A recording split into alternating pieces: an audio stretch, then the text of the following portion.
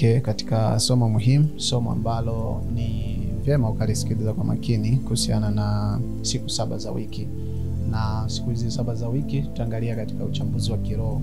Zimekaaje kiroho? Najua wengi tumesoma shuleni kuhusiana na siku 7 za wiki.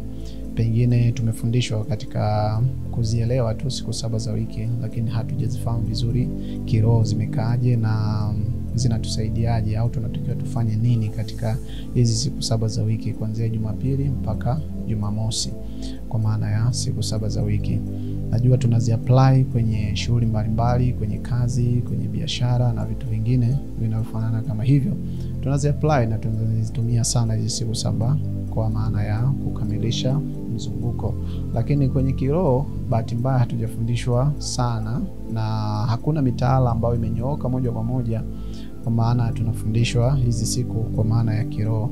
Tunafahamu tu kwa uchache kwenye imani zetu za kidini. Kwenye imani kwa Waislamu tunajua siku ya Ijumaa tunakwenda kusali. Kwa Wakristo pia sisi tunajua kwamba siku ya Jumapili tunakwenda kusali, na Jumamosi pia Wakristo wa Sabato wanakwenda kusali. Na zipo madhehebu mengine kama Buddha na Wahindu wapo na siku zao za kwenda kufanya ibada.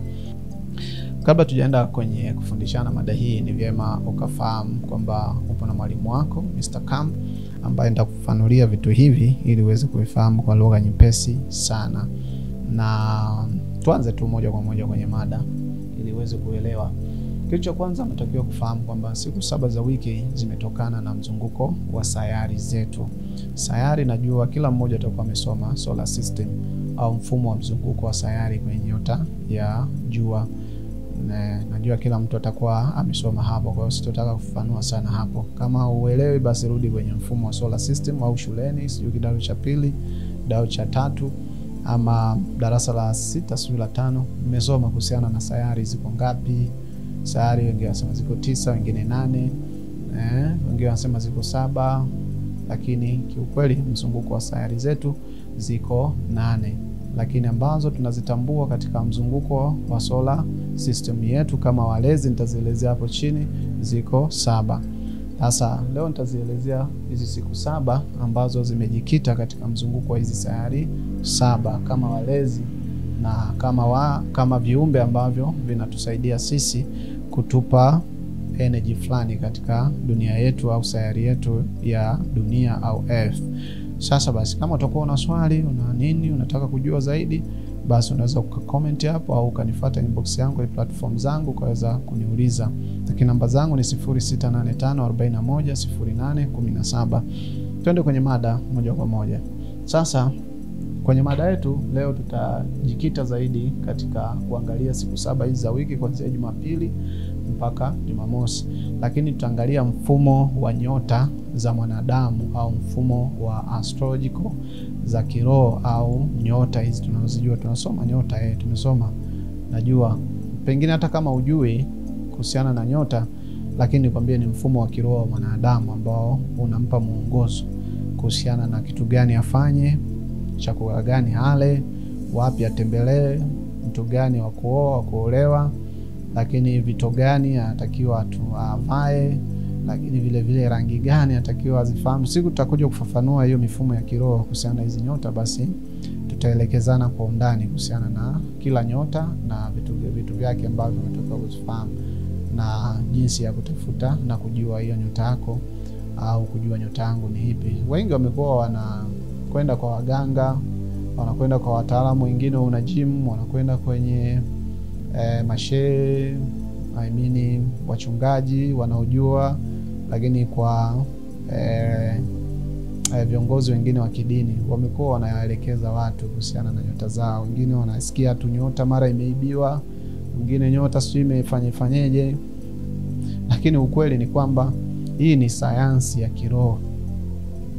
Huu ni ulimwengu wa kiroho ambao kila mwanadamu anayezaliwa lazima ujue huu mfumo anao, na ni muhimu sana uelewe ili uweze kuepushana na mambo mengi ambayo yanaweza kupelekea kupata matatizo. Sitaki kuelezea sana huko, twende kwenye mada. Lakini pia tutaangazia mfumo wa solar system ambao ndio tutaufundishana sana kuhusiana na hizi siku 7 za wiki ambazo ni muhimu sana kuzielewa kuanzia Jumatatu, kuanzia Jumapili mpaka Jumamosi. Sasa basi ni vyema kuelewa kwamba katika kuelekezana haya na kufundishana haya tutajikita zaidi katika uchambuzi wa kiroho na mafumbo, kwa sababu mambo mengi yamefichwa. Hakuna mtaala moja kwa moja ambao unafundishwa kuhusiana na mambo ya kiroho kuhusiana na siku 7 za wiki, lakini utakuta tu kwenye Bible umeelezwa vitu fulani tu, kwenye Qur'ani hivyo tumeelekezwa tu vitu fulani. Lakini niwape siri kubwa moja ambayo ni fumbo ambalo limefichwa hapo. Siku 7 za wiki hazijajileta tu kwamba zimejileta, zimetoka katika asili ya mfumo wa kiroho, na sio siku 7 peke yake. Wiki 4 kwa maana ya mwezi wa kwanza, mwezi wa pili, mwezi wa tatu, mwezi wa 4 mpaka mwezi wa 12. Hii miezi 12 mpaka inaitwa miezi 12 ni kwa sababu imetoka kwenye elimu ya kiroho ikaingizwa kwenye mitaala yetu ya elimu shuleni. Kwa hiyo haikutokea tu from nowhere. Kwa hiyo ndio maana nawaambia kila siku watu kwamba masomo mengi tunayosoma shuleni yametoka kwenye elimu ya kiroho. Ni vyema kufahamu hilo, kwa sababu kila kitu unachokiona katika ulimwengu kimeanza kwenye ulimwengu wa kiroho, kimeanza kwenye mawazo. Ni vyema sana kufahamu hilo. Lakini pia vile vile tutaangazia katika mfumo wetu wa dini nilivyozungumzia kidogo, lakini pia na imani za kidini zimesemaje kuhusiana na hili mbele huko tunakokwenda.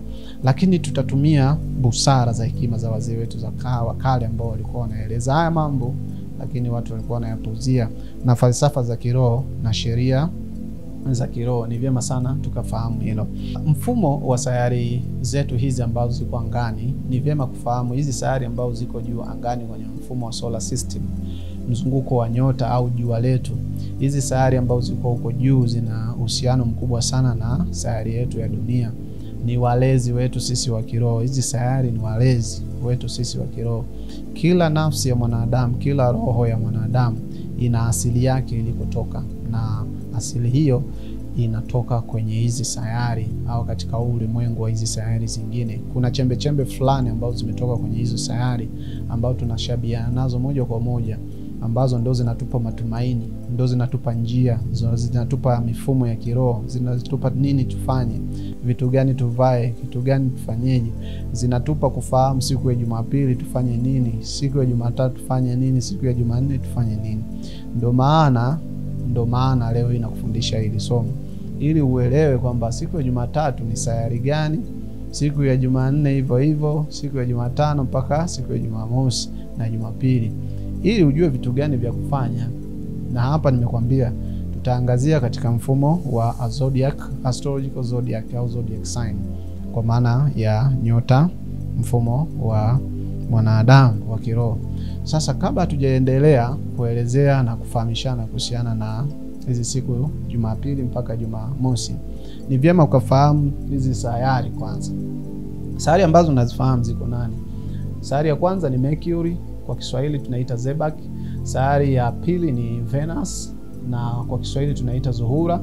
Earth kwa maana ya dunia, Mars kwa maana ya Mirihi, Jupiter kwa maana ya Mshtar, lakini tuna Saturn kwa maana ya Zohari, na tuna Uranus kwa maana ya Urania, lakini pia tuna Neptune kwa maana ya Neptune. Hizo ndio sayari ambazo zinafahamika, na najua nyinyi mtakuwa mnazifahamu, mnazisoma shuleni kwenye geography na pia na science. Yes, nimezisoma hizo.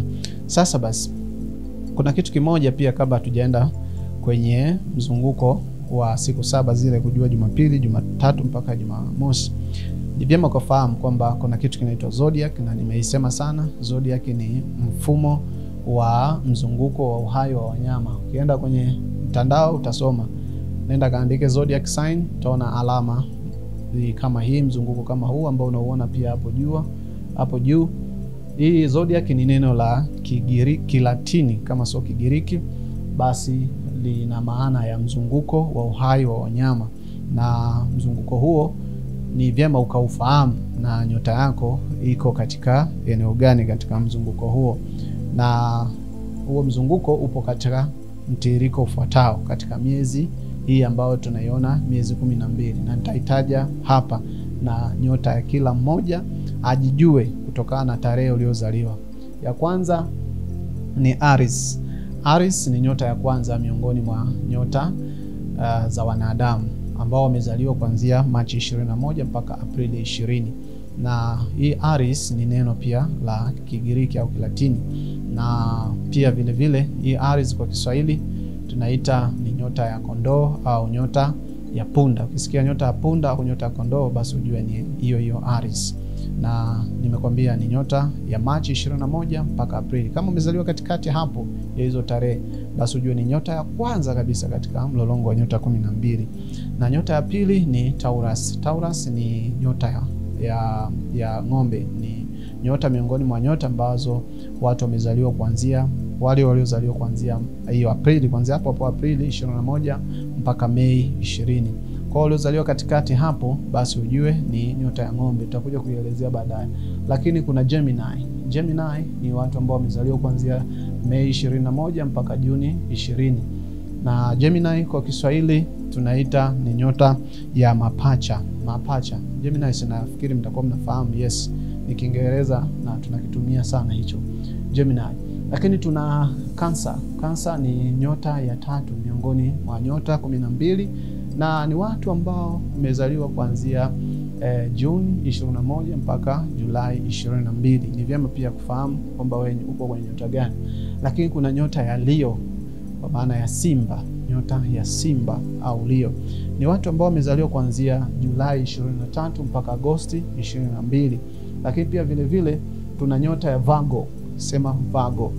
Nyota ya Virgo ni miongoni mwa nyota ambao wamezaliwa kuanzia Agosti 23 mpaka Septemba 22. Lakini pia vile vile tuna nyota ya Libra, itamko Libra. Libra ni nyota miongoni mwa nyota waliozaliwa Septemba 23 mpaka Oktoba 22. Lakini pia vile vile tuna Scorpio. Scorpio ni watu waliozaliwa kuanzia Oktoba 23 mpaka Novemba 22. Tuna Sagittarius. Sagittarius ni Novemba kuanzia 23 mpaka Disemba 21. Tuna Capricorn. Tuna Capricorn ambao ni Disemba 22 mpaka Januari 19. Tuna Aquarius ambao ni Januari 20 mpaka Februari 19. Tuna Pisces kuanzia Februari 20 mpaka Machi 20. Nafikiri nimezitaja hapo haraka haraka. Tutapokuja kuzielezea baadaye, tutazielezea kwa majina vizuri sana na Kiswahili chake. Tutachambulia kila nyota, vitu gani unatakiwa ufanyike, vitu gani, lakini pia tutakufundisha namna ya kutafuta hizo nyota na kuzingatia vitu fulani. Kila nyota inao mfumo wake, na hii mifumo inategemeana. Iko mara mbili, kwa hiyo inategemeana. Kwa hiyo usiseme tu mimi nilizaliwa tarehe fulani basi mimi ni nyota fulani.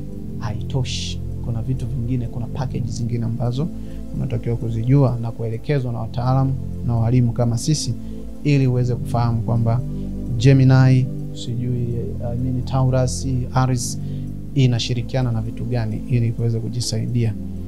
Ndio, uweze kujisaidia.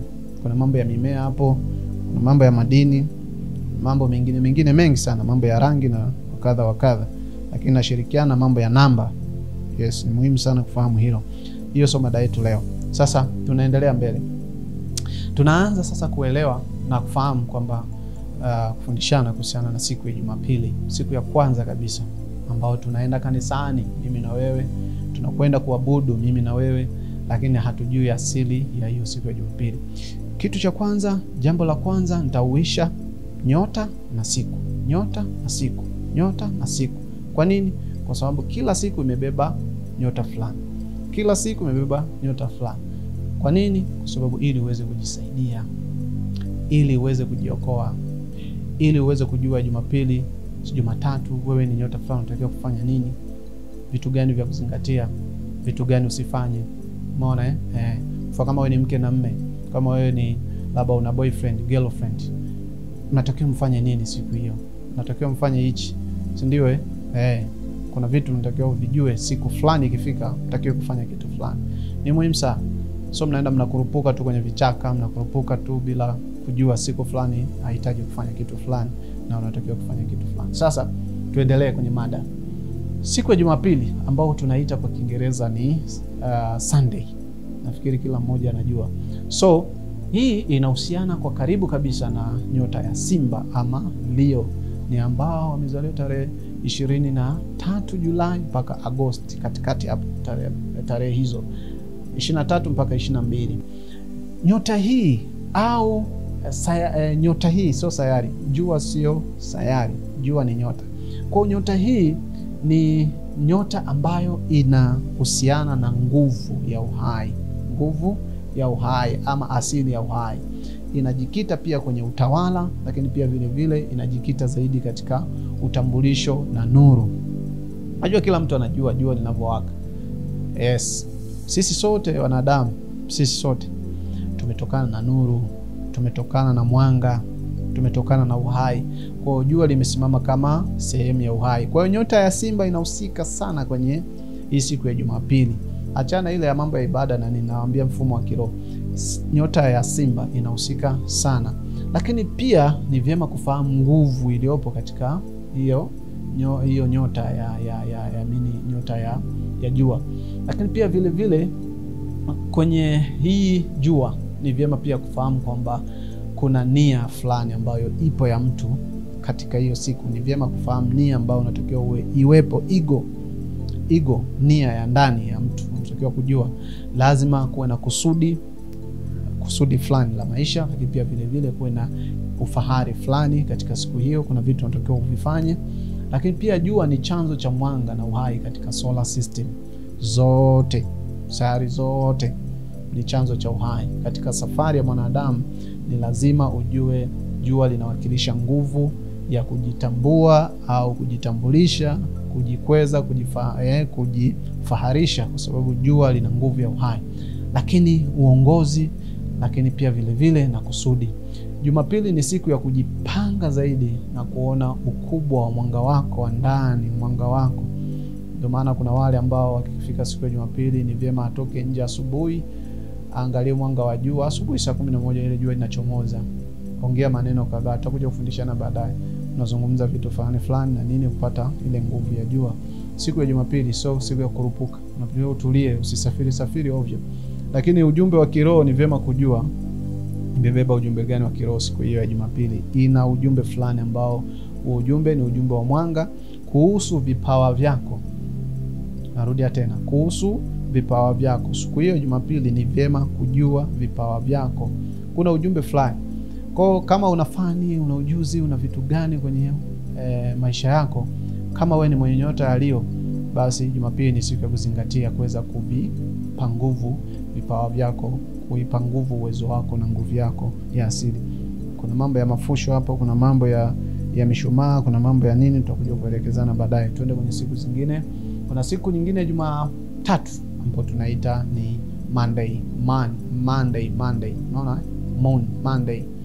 Umetolewa ile neno moon, O-N, imekuwa Monday. Moon, M-O, alafu kuna day, Monday. Kwa hiyo hilo ni neno ambalo linatokana na moon. Kwa moon ni mwezi, siku ya mwezi. Siku ya Jumatatu ni siku ya mwezi, kama ilivyo siku ya jua. Siku ya mwezi, mwezi ni sayari. Mwezi ni sayari, sio nyota.